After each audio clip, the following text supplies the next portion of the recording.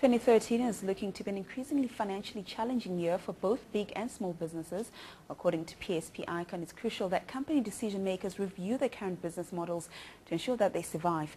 Graeme Prevost is a director at PSP Icon, and he's with me, of course, in studio. Graeme, thank you so much for joining us.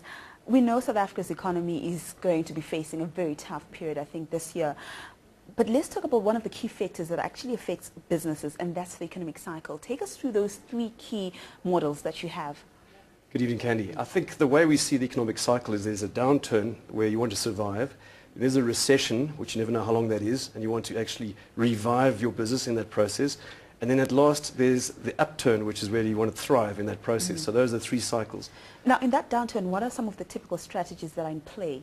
Okay, so typically what we've seen in play, and can we still be in play, are cost reduction exercises, is reducing working capital requirements, restructuring the financials, selling off non-core assets. But in essence, what you want to see there, the businesses need to actually develop a core competence of being able to execute quickly and ensure that the measures are in place to make great decisions, to see the effects of those decisions on the way down.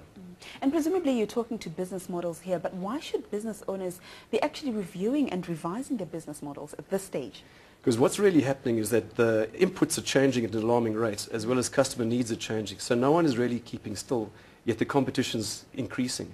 So typically in the recessionary period, you want to revive your business model to make sure that you're actually more competitive. And the best way to go about that is to connect with your customers first, make sure your customer centricity is well aligned, align your business model to what the customers want. So make sure you've got the right distribution channels, maybe more stuff online, make sure you've got the right products and services, whatever they need. And really importantly at this stage is look at your talent, because South Africa's got a shortage of skills. So you really want to actually haul out your good old talent management and make sure you've got the right people on board, make sure you skill them correctly, so that you build a competence and you remodel your business so that it's very well positioned and you've really revived it for when the uptick finally comes. Graeme, it's very well to talk about, businesses revising and reviewing the business models. But when you look at small businesses in particular, is there an understanding of the importance of revising those business models? I think if anything, the small businesses actually feel the changes to the inputs far quicker than the larger corporates and are very quick to respond because they have to. Their very survival depends on it. So basically, I think smaller businesses are quicker to respond in that manner for business models. I want to go back to that recessionary period. How can businesses overcome the challenges of that period? Okay, so in that recessionary period, what they really need to do is review their business model. Make sure they've got the right products and services their customers want. You also want to ensure that you've got the right skills on board and that the business model is fine-tuned to the lift. It's also important to make sure that your skill mix is right, in that you have young skills coming on board because they represent new generations, they think differently, and they'll bring a new insight into the way you run your business. What about the upturn? Because that happens suddenly. As you said, a lot of companies are not prepared for that.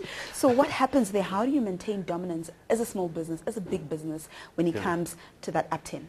Well, typically the upturn is not well signposted. It could still be, you might think it's one of these bumps, but you only really see in hindsight the upturn has occurred. And you want to exit the upturn at a higher earnings trajectory than your competitors. If your competitors are only starting to put resources in place at that late stage, it is just that, too late. Whereas with your reviewed business model, with new talent on board and new products, you should be able to accelerate at a much quicker rate.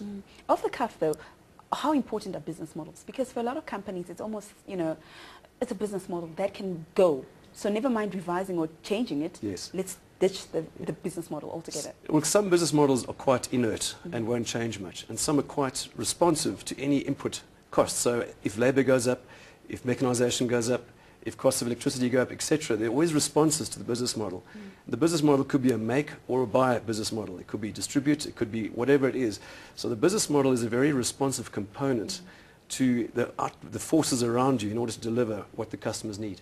And we'll leave it at that. Thank you so much, Graeme. Absolute pleasure. Thank you very much. All right, then. That was Graeme Prevost, and he's a director at PSP Icon.